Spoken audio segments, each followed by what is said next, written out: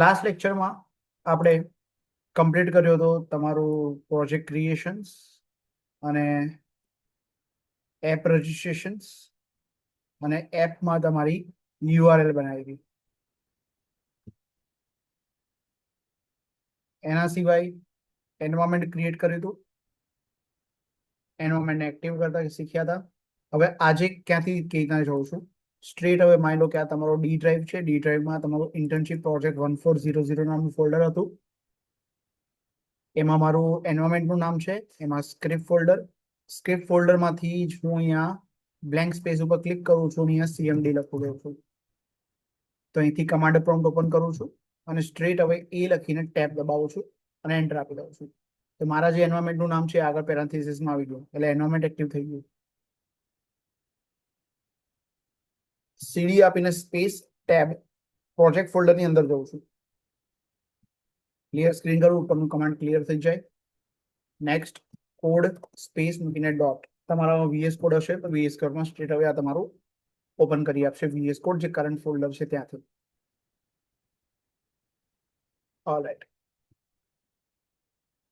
તો આપણે પ્રોજેક્ટની અંદર એપ. હવે પ્રોજેક્ટ ફોલ્ડરના યુઆરએલએસ માંથી એપ સુધી કેવી રીતના પહોંચવું એ ઇન્ક્લુડ ફંક્શનના મદદથી આપણે ઓલરેડી રજીસ્ટર કરી ચૂક્યા છે.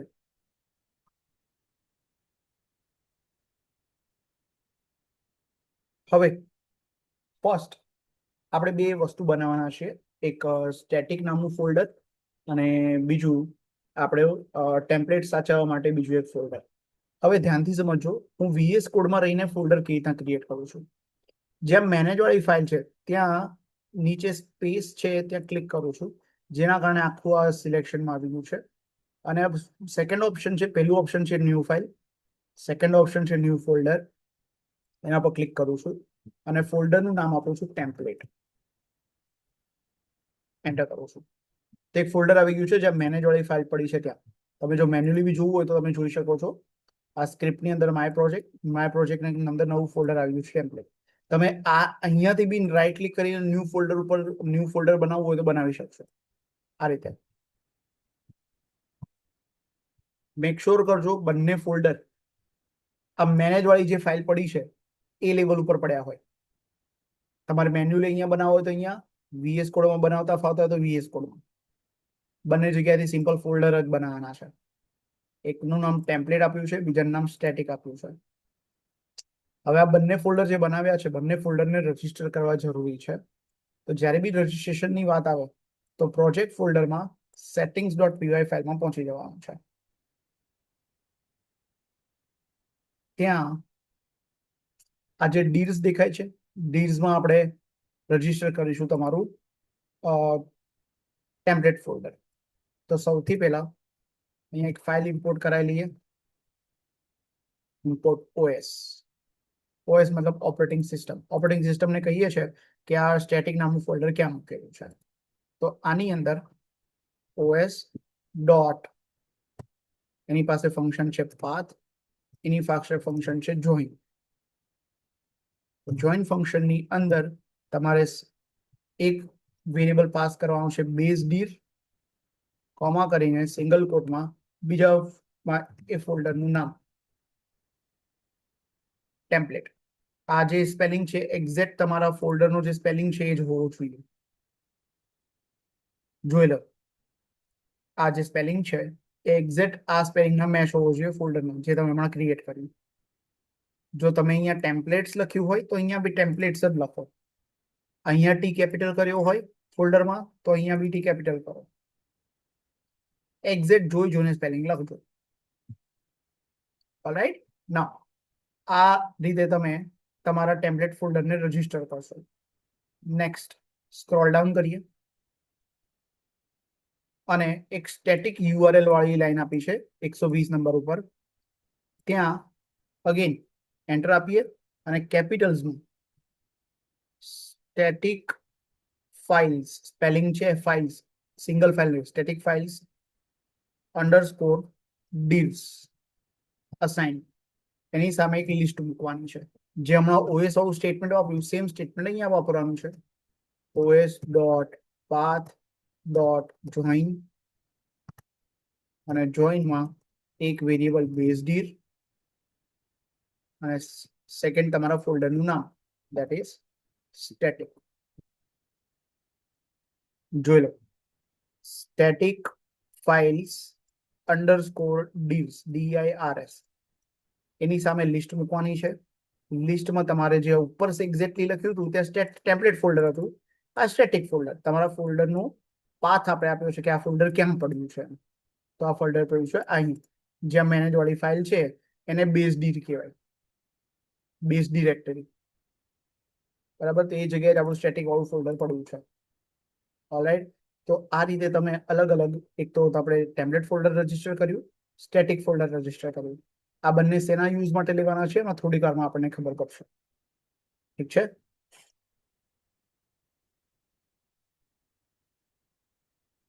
ઓકે, હવે આપણે એક ટેમ્પલેટ ડાઉનલોડ કરીએ છીએ. ટેમ્પલેટ્સ તમારા પ્રોજેક્ટ રિલેટેડ, હું એક કોમન ટેમ્પલેટ તમને શીખવાડીશ. તમારે કોમન ટેમ્પલેટમાં તો પ્રેક્ટિસ કરવાની જ છે, પણ સાથે સાથે તમારે બીજું કોઈ ટેમ્પલેટ ડાઉનલોડ કરવાનું છે જે તમારે પ્રોજેક્ટ તરીકે સબમિટ કરાવવાનું છે તમારી કોલેજમાં. યાદ રાખજો, તમે અત્યારે જે હું શીખવાડીશ એમાં તો વર્ક કરવાનું જ છે, સાથે સાથે તમારે તમારા પોતાના ટેમ્પલેટ ઉપર બી વર્ક કરવાનું છે. બરાબર, તમે અહીંયા જે કરશો એ શીખશો અને જાતે વર્ક લર્નિંગ સેશનમાં તમારે પોતાને બનાવવાનું છે. બરાબર, that's how the internship works. તમારે તમારું નવું ટેમ્પલેટ જે છે, બરાબર, એમાં વર્ક કરવાનું. બેકએન્ડના કોડિંગ સરખા હશે, ખાલી પેજ બદલાઈ જશે. ઓલરાઈટ, તો ચલો સમજીએ. એક હું તમારા ગ્રુપમાં લિંક મોકલી આપું છું.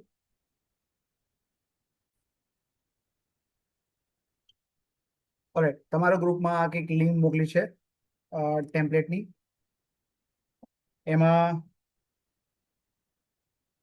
ફ્રી ટેમ્પલેટ બી છે, સાથે સાથે પ્રાઇઝ વાળા ટેમ્પલેટ પણ છે. ફ્રી વાળા ટેમ્પલેટ છે એમાં અહીંના સાઈડમાં ફ્રી લખેલું જ હશે. બરાબર, અને કોઈ ચાર્જેબલ ટેમ્પલેટ હશે તો એના પ્રાઇસ લખેલી હશે. તો ફ્રી વાળા ટેમ્પલેટમાં એક સરસ મજાનું ટેમ્પલેટ છે, આ રહ્યું ફર્નિચર વાળું. એનો લાઈવ ડેમો તમને બતાવું છું. પહેલા જો આ રીતનું કંઈક વેબસાઇટનો ડેમો છે. આ એનું હોમ પેજ અને આ એનું shop page, about us, services, service page, એનું બ્લોગ પેજ,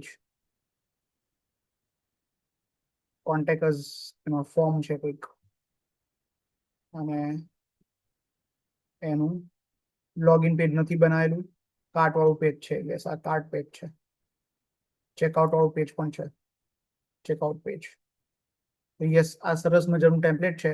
આ આપણે ડાઉનલોડ કરીશું અને આ ટેમ્પલેટ ઉપર આપણે આપણો પ્રોજેક્ટ રન કરાવડાવીશું. ઠીક છે. તો અહીંયાથી એનું નામ જે છે એના પર ક્લિક કરશો તો સ્ટ્રેટ હવે ડાઉનલોડ ટેમ્પલેટ થવાનું શરૂ થઈ જશે, અથવા તો તમને બતાવશે એ ડાઉનલોડનો કોઈ ઓપ્શન. અરે અહીંયા જો લખેલું છે ડાઉનલોડ ઉપર ક્લિક કરશો તો યસ, ડાઉનલોડ સક્સેસફુલી કરીને આવી ગયું અને ડાઉનલોડ થવાનું શરૂ થઈ ગયું. એક આ ઝીપ ફાઇલ ડાઉનલોડ કરી આપશે તમને. આ જોઈ, બરાબર. એવું હોય તમારે જો મેન્યુઅલી ડાઉનલોડ ના કરવું હોય તો આ ઝીપ ફોલ્ડર બી તમારે તમારા ગ્રુપમાં જોઈતું હોય તો હું મોકલી આપું. બરાબર, પણ તમે જાતે કરો તો વધારે સારું. ઠીક છે. સ્ટીલ તમારા ગ્રુપમાં મોકલી આપું છું. જાતે ડાઉનલોડ કરો તો વધારે સારું છે. આ રીતે જોઈને ડાઉનલોડમાં જે ઝીપ ફોલ્ડર છે તમને સેન્ડ કરી દઉં છું. 5 MB નું કંઈક ફોલ્ડર છે.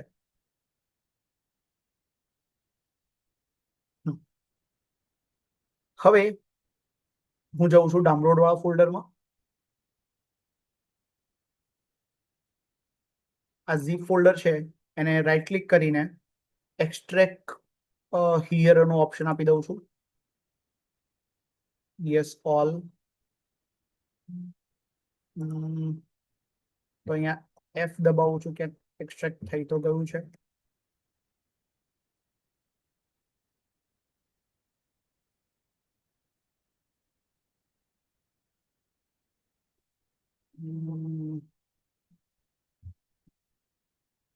બરાબર, ફરીથી રાઈટ ક્લિક કરીને એક્સટ્રેક્ટ હિયરની જગ્યાએ ફાઇલ્સ આપી દઈએ.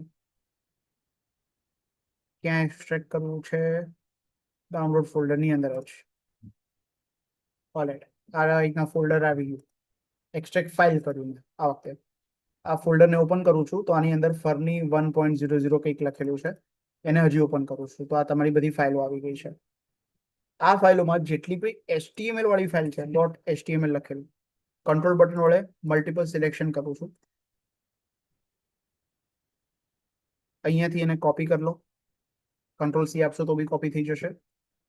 તમારા ટેમ્પલેટ વાળા ફોલ્ડરમાં જઈને એને પેસ્ટ કરી દો. તો જેટલી બી HTML ફાઇલો છે બધી ટેમ્પલેટ ફોલ્ડરની અંદર મૂકી છે. બીજું, ફરીથી તમારા એ ફોલ્ડરમાં જાઓ, બાકીના જે ફોલ્ડરના ઓપ્શન છે like CSS, images, JS, SCSS, એને કોપી કરું છું અને આ સ્ટેટિક વાળા ફોલ્ડરમાં જઈને પેસ્ટ કરી દઉં છું. તો જેટલા ફોલ્ડર્સ છે બધા સ્ટેટિકની અંદર, HTML ની ફાઇલો છે બધી ટેમ્પલેટ ફોલ્ડરની અંદર. આ રીતે મેં એને પેસ્ટ કરી દીધી. ઓલરાઈટ,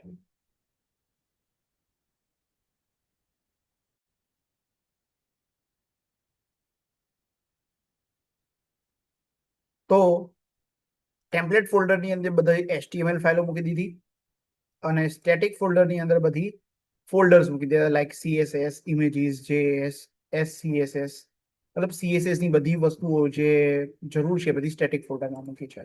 બંને ફોલ્ડરને આપણે રજીસ્ટર કરી લીધા છે. હવે તમારી એપ લેવલમાં વ્યૂઝમાં જઉં છું. વ્યૂઝ મતલબ શું છે? તો પાયથનનો ફંક્શન. વ્યૂઝ મતલબ શું? તો કે પાયથનનો ફંક્શન. પાયથનમાં કોઈ પણ ફંક્શન બનાવવો હોય તો DEF કીવર્ડના મદદથી બનાવાય. અહીંયા ફંક્શનનું નામ રાખું છું ઇન્ડેક્સ. રાઉન્ડ બ્રેકેટમાં લખવામાં આવે છે આર્ગ્યુમેન્ટ. અહીંયા હું રિક્વેસ્ટ નામની આર્ગ્યુમેન્ટ લખું છું. કોલન મૂક્યા પછી તમે અહીંયા ઇન્ડેન્ટેશન વાળો કોડ લખશો. નાવ અહીંયા સિમ્પલી હું રિટર્ન રેન્ડર નામનું ફંક્શન યુઝ કરું છું. આ ફંક્શન ઉપર ઓલરેડી ઇમ્પોર્ટ કરાવે છે. Just a minute guys.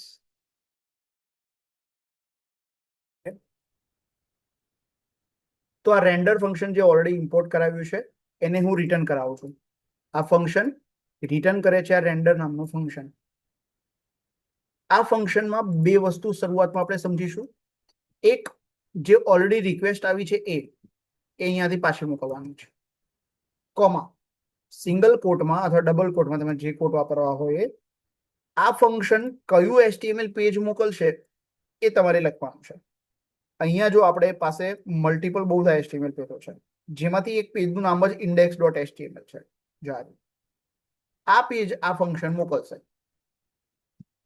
index.html આખું નામ લખવાનું છે. સ્પેલિંગ એરર નહીં કરતા.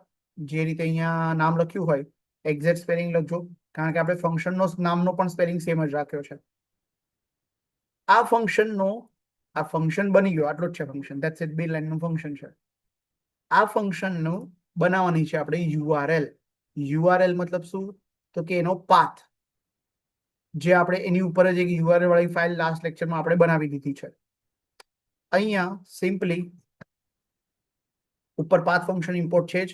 પાથ લખો, પેરાન્થેસિસ, લાસ્ટમાં કોમા. આની અંદર સિંગલ કોટેશનમાં તમારે કોઈ વસ્તુ નથી લખવાની, ના સ્પેસ પણ ન મૂકવાનું છે, ખાલી એમ સિંગલ કોટ. કોમા, અહીંયા ફંક્શનનું નામ ધેટ ઇઝ ઇન્ડેક્સ.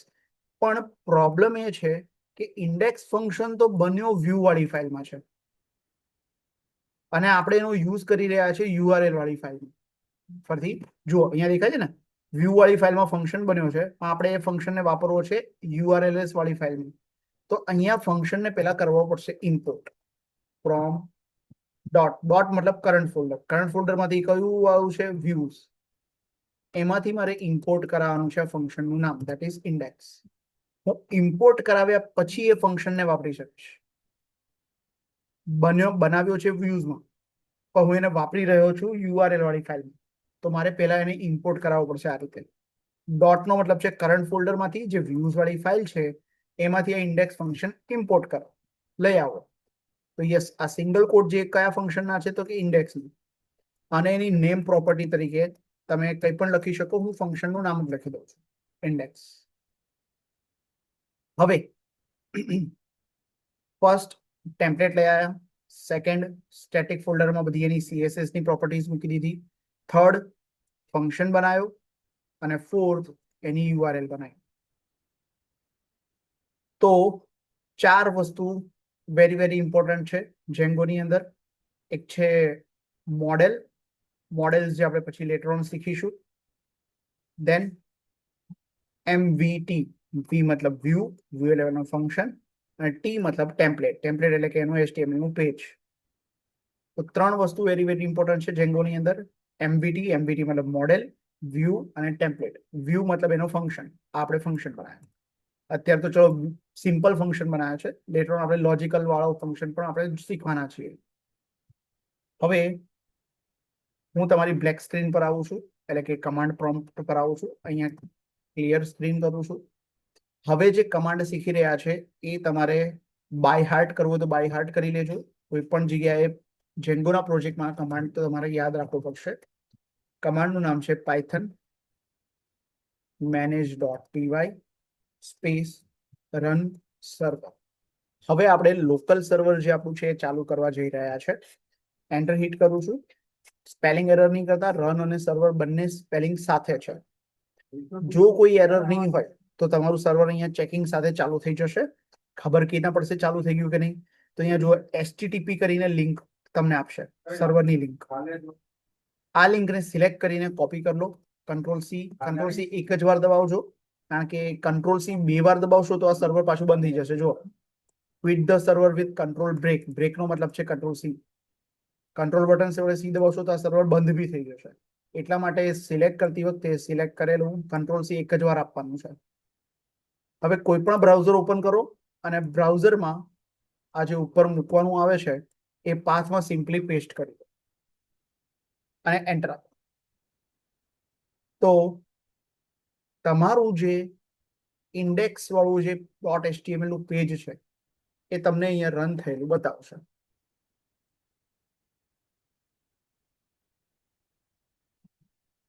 અચ્છા, સિલેક્શન હતું એટલે રીલોડ નથી થતું. ઓકે, આ તમારું ઇન્ડેક્સ પેજ અહીંયા આવી ગયું. હા, નો ડાઉટ આપણે જે પ્રમાણે હમણાં ટેમ્પલેટ જોયું છે એવું કલરફુલ નથી આવતું, પણ હા કંઈક તો લખેલું આવ્યું છે. યસ, તો આ તમારું ટેમ્પલેટ ફોલ્ડર છે, સોરી ટેમ્પલેટ તમારો પેજ છે. ઓકે,